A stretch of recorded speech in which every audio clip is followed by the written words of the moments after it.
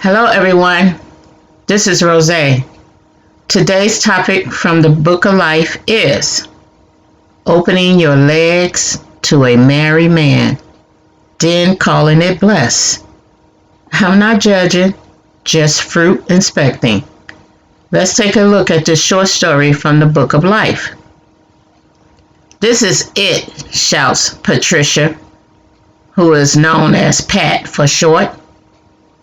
I am so tired of meeting and dating guys who do not have any money and is always looking for the woman to pay half the check every time we go out to eat. I vow to myself to put me first, regardless of what anyone thinks of me. I vow to go after what I want at any cost. Frustrated, Patricia calls her best friend Barbie to vent her anger. Hey Barbie, what's up girl? Hey Pat girl, nothing much. What are you up to? You sound upset. Girl, I am going to break up with John, says Pat. So another one bites the dust? You are dropping them like they are hot. What's up with you? What's up, Pat? Why are you breaking up with John? I thought he is a good fit for you. Why would you think he is good for me, Barbie? Well, you both are 25 years old and you do not have any kids. You both have the same interests in sports, entertainment, and you both work in the hospital. Barbie, John and I are so different when it comes to finances. He asks me to cash app him my portion of the bill every time we go out to eat and whenever we purchase tickets to attend sports events, concerts, or to see a movie. He always asks me to cash app him my portion. I hear you, Pat, but take it from me. I am 10 years your senior. Sometimes you have to hang in there with your significant other when you both are freshly finding your way in life. You two graduated from college only 3 years ago, and you both only have been employed for a couple of years. Give him a chance to work his way up the ladder before you criticize him for not being a provider. Keep in mind, he is not your husband. You do not have kids together as he make only a couple of dollars per hour more than you. Barbie, are you not the same person who told me how a man starts the relationship is how it's going to end up? Your specific words were, how a man starts the relationship sets a foundation towards how it would end up. Those are your words, Barbie. Yes, I did say that. However, there is always an exception to the rule, and I think John is this exception. He is a good man. Besides, have you two discussed your future endeavors as far as marriage and the responsibility of each person in the marriage? No, Barbie.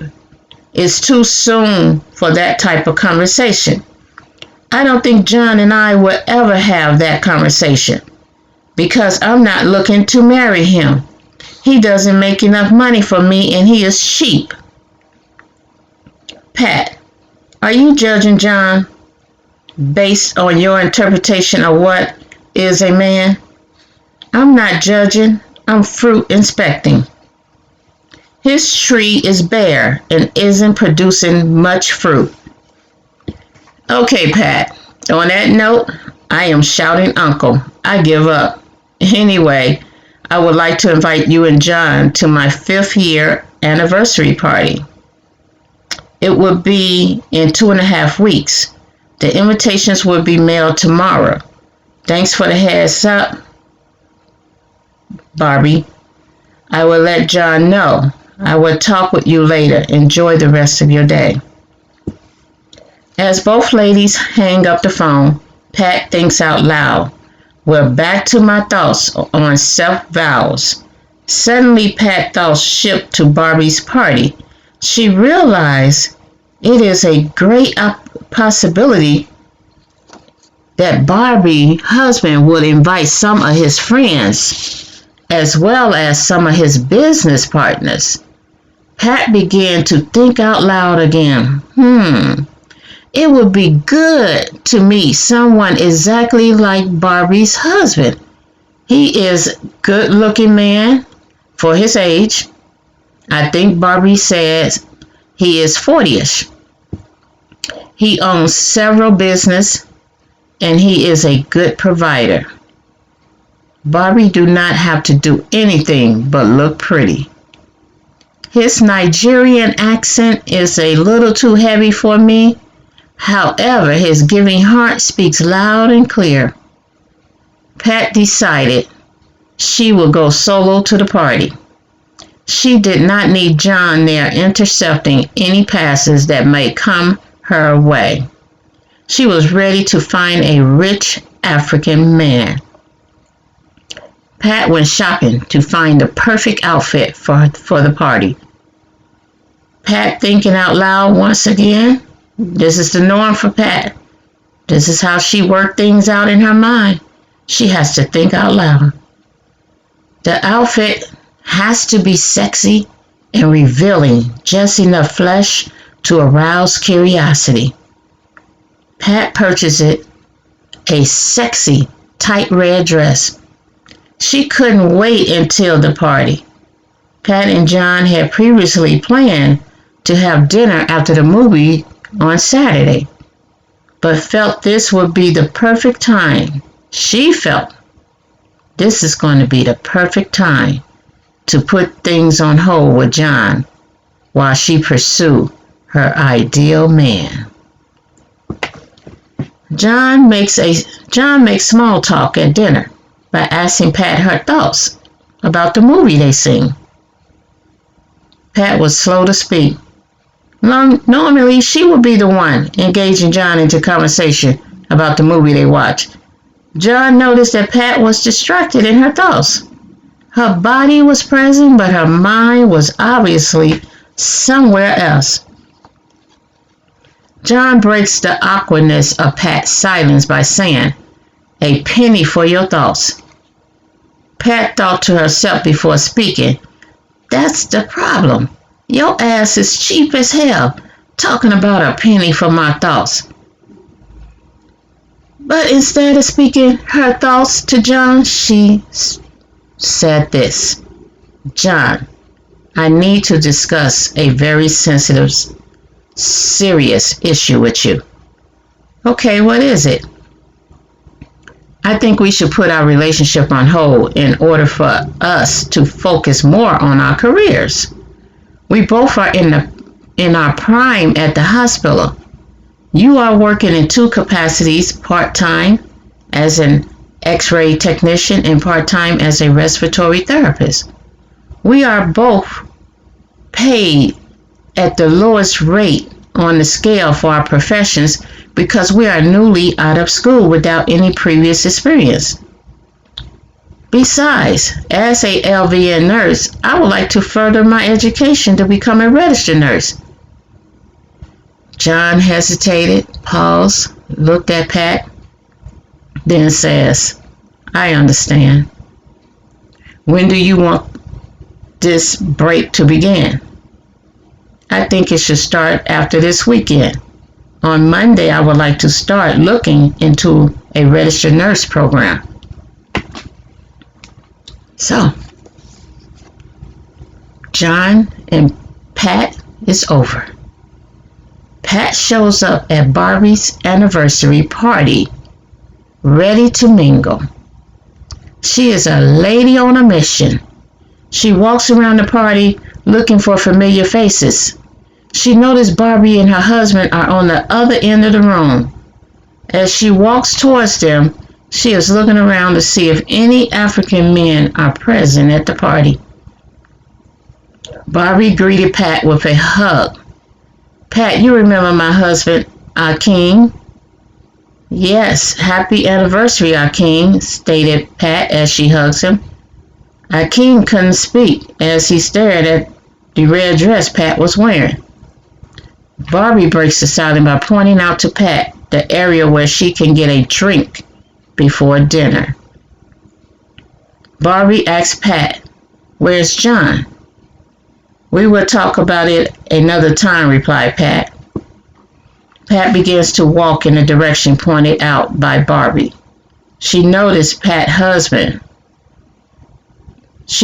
Barbie's husband was watching her as she walked away. Unfortunately, Pat did not find any rich African men at the party. She thought about trying an app dating site for meeting professional African men. Barbie calls Pat the week following her party. She was upset and felt Pat owes her an ear to vent, especially since Pat is always calling her with her problems, and Barbie is always lending a patient ear for her. "Hey Pat, are you busy?" "No, I was getting ready to sign up on this dating site. It can wait." "This time I am calling you to vent." "Okay, Barbie, let me give you my undivided attention. You never called me to vent. This must be serious." "It is," stated Barbie. "Hakeem and I are having problems in our marriage. I never talk about it because I thought things would get better as we celebrated making it to 5 years of marriage. But the party made it worse." "How so, Pat?"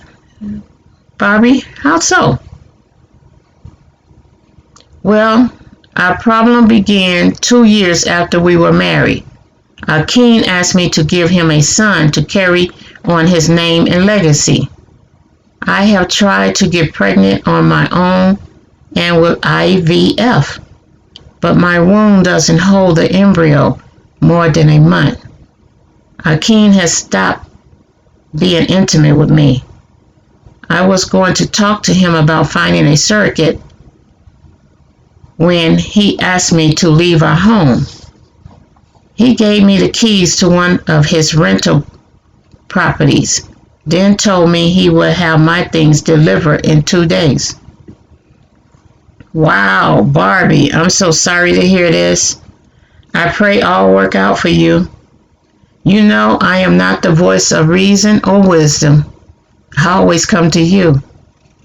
I will keep you in my prayers. I tell you what, give me a call once you settle into the new home that Hakeem is giving to you. I will come by and check on you once you get settled." "Will do, Pat. I will talk to you later." Immediately, not 10 minutes later, immediately after hanging up with Barbie, Pat searches on Instagram for Hakeem. She finds him, then proceeded to send him a DM, letting him know that she was sorry to hear that his marriage is over. But she wanted him to know that she is here for him and that she cares about his happiness, and legacy. She further expressed if he needed anyone to talk with, she was available day and night. She gives him her personal phone number and ended with "I do house calls." Oh, that's Susie. That's all I can say about her. 3 days after receiving Pat's DM, Hakeem texts her to request a house call Isn't that a man for you? Within an hour, Pat shows up. Okay, she practically ran over there.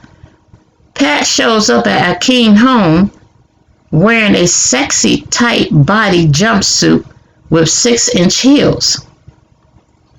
Pat had stopped taking birth control after breaking up with John. Her and Hakeem became intimate that evening. She made a house call. Pat then blocks Barbie's number in her phone as she continued to have an intimate relationship with her husband. 6 weeks after sleeping with Hakeem, Pat finds out she is pregnant. So when she tells Hakeem, what did he do? He moves Pat into his home, then forbids her to work. He doesn't want her to be under any stress as she carries his child. Pat and Hakeem finds out they are having a son. Pat wants to celebrate with a gender reveal party so that she can invite all her friends except her best friend Barbie. Yep, and her family. Pat asks Hakeem when is he planning to divorce Barbie. He states, after you give birth to our child. I don't want any stress during this pregnancy. Seems to me she should figure out what is more important, her or the child. After everyone enjoyed himself with food, drinks, and entertainment, it was time to reveal the sex of the baby. Pat comes to the podium to speak as Hakeem waits for her cue to pull the string for the balloons to fall, showing the color of the gender of the baby. The balloons was in a huge black bag at the top of the ceiling. Hello everyone, Pat speaking. Thank you all for coming to celebrate with us. I am so blessed to have this good man in my life. God is still in the blessing business. Hakeem and I are having our first child in life as a couple. I would often hear the church mothers say that God will give you double for your trouble. Well, God has given me double. Hakeem, honey, I have a surprise for you.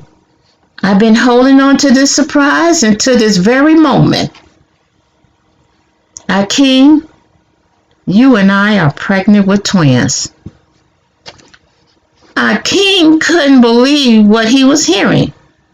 Pat had kept this information from him so that she could reveal it at the gender reveal party. Hakeem was so excited. That was his cue right there, because he accidentally pulls the string as he rushes over to hug Pat. The proud couple is having twin boys. Click the thumbs up and the subscribe button to receive notifications of more articles from the Book of Life. Be blessed and safe. Please, peace.